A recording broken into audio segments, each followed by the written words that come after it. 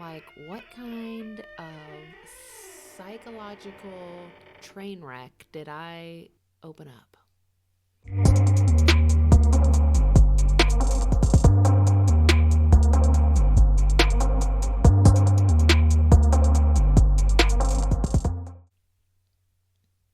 I'm not sure what in the backwoods West Virginia I stumbled upon when I opened up this book.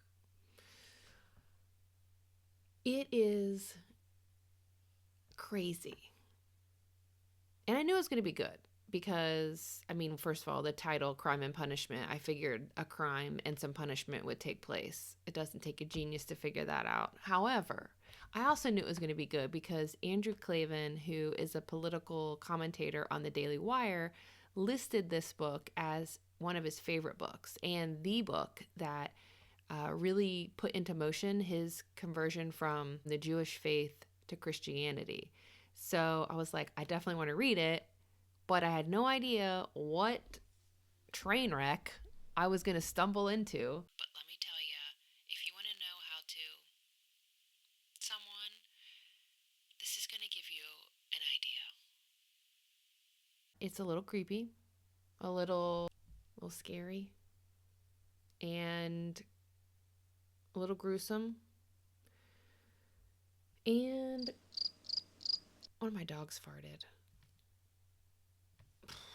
I'm in a fart cloud right now.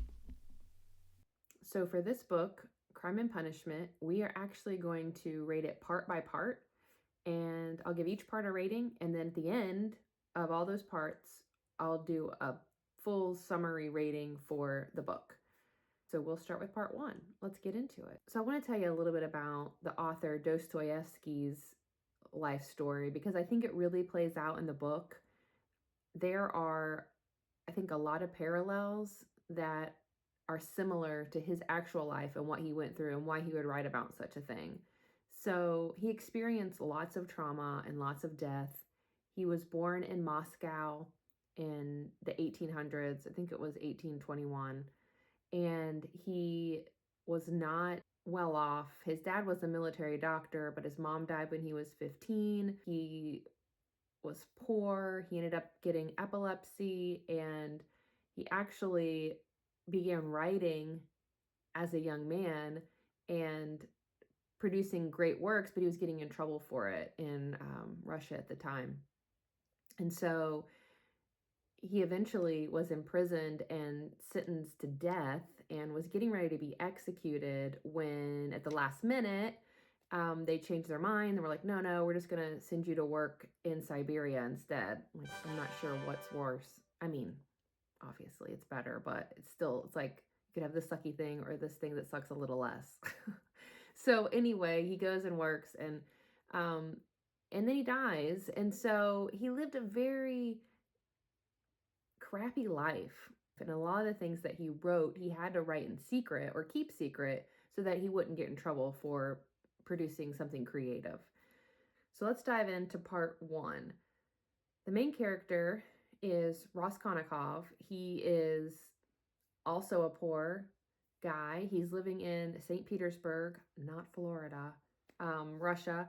And he is basically barely getting by. He lives in an apartment. He hasn't paid his rent in a long time. His landlord is supposed to feed him and take care of him, but she just has opted out of doing that since he hasn't paid his rent, so he's not eating. He dropped out of school because he doesn't have any money. He doesn't have any family around. He's basically just scraping by. In order to have money, he often frequents a pawnbroker and will try to pawn off things for a little bit of money, things that he has or whatnot. So the whole story is set up just kind of character building of who this Roskolnikov guy is, what he's about. And as he's interacting with people and making friends and you're understanding, who he faces in his daily life, you quickly realize that he's crazy. Like he'll come down on one side of an issue and then sentences later he's changed his mind and it's something else he thinks about it. And so it's very confusing and you're constantly lost in like, what is he saying? From the very beginning of the book, you're realizing right away that he's a psychopath, that is not all there in the head in many different ways and instances. He isn't clear about what he's thinking and he's constantly changing his mind. It seems like he only has a couple friends. Like I said, his family does not live nearby. And he's really living on the outside edges of society. You know, he doesn't have a job, he's not going to school, he is just barely getting by. So as you start to read the book and you feel sorry for him, you start to lose all of those feelings when you realize he's a little crazy and you think, gosh, what is happening? And then the pawnbroker that I mentioned that he goes to, he hears some information about her like having a lot of money, and he doesn't like that. He doesn't like that some people are suffering and others are doing well at their expense. And so he takes it upon himself to, spoiler alert, her. And it's pretty graphic. And he's not real smart about it. He like doesn't take all of the money and barely gets away. He's just wasn't well thought out. He didn't do a very good job of it. And he ends up actually two people. So, and that wasn't planned. It was only the one pawnbroker was planned, but it ends up being two. And so he is just in a world of hurt by the time that he gets over this and gets back home. So I'll stop there because that's basically all of part one. But the psychological roller coaster that this part puts you on is insane. I have to say that even though the whole time I'm like, what? Wait, what? Wait, what? It actually was fun and it was interesting and I had a good time following along. It's really weird because you get this like backstage pass to what it's like to someone, and the thoughts and feelings and things you might be going through and how they plan it and all of the details. So it was very interesting from that point of view, although very dark. So I would say if you have a diagnosis of depression, possibly not read this. Or if you're a psychopath, also probably shouldn't be on your to read list. It might spur into something bad and you could be in trouble. But anyway, I digress. I will say the book was really good. I really liked the writing. Dostoevsky just jumps right into it right away and you're in it from the very beginning. And I'm really excited for what part one is setting the stage for the rest of the book. I imagine that a lot of what's happening now will play out later. So we've got the crime. I'm sure the punishment is coming. So anyway, I do want to say that before I give this book a rating, that the one I downloaded from Apple Books, like, am I going to learn a lesson? I don't know.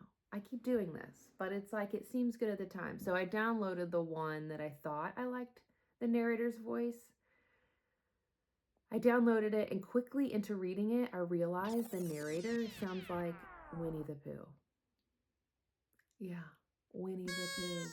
So, okay, imagine you're reading this book about all of these details about this crime that's been committed, and Winnie the Pooh is narrating it to you. It's driving me crazy.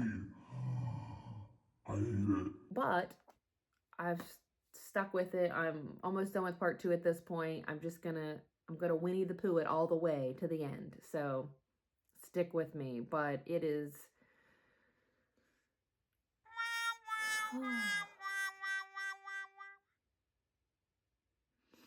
anyway. So I'm changing my rating system to 1 out of 10 pips.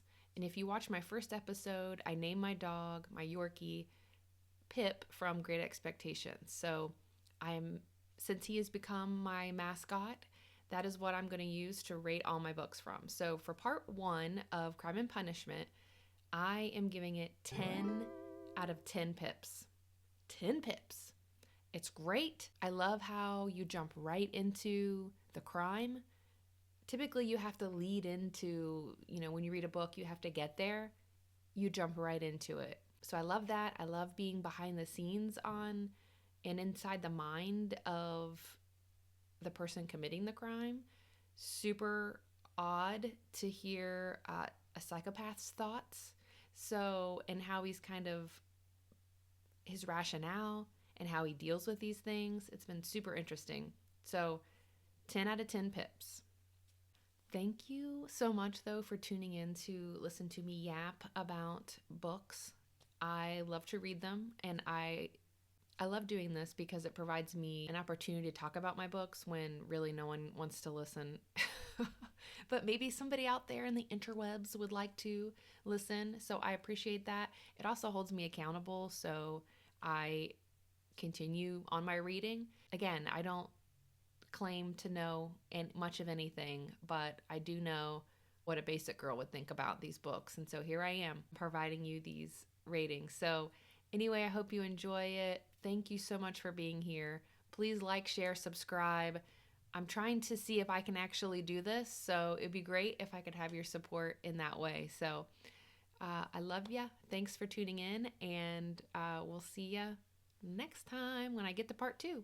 I'm going to be Winnie the Pooh in it. Thanks so much for tuning in.